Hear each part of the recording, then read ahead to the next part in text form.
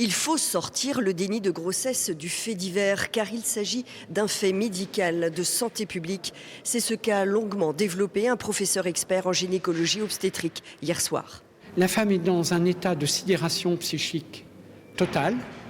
Elle est incapable, c'est insoutenable pour elle de reconnaître l'existence de l'enfant parce que, après un déni total de grossesse et d'accouchement, elle a expulsé quelque chose d'elle-même qu'elle ne peut pas interpréter comme un nouveau-né. Sauf que l'état de sidération conduit à la non-reconnaissance de l'enfant en tant qu'être vivant, d'où l'absence de soins et malheureusement souvent la mort de l'enfant. Pour les parties civiles, ce n'est pas le cas de Rosa Maria da Cruz. Oui, nous avons à apprendre, mais nous ne pouvons pas faire d'un dossier un exemple.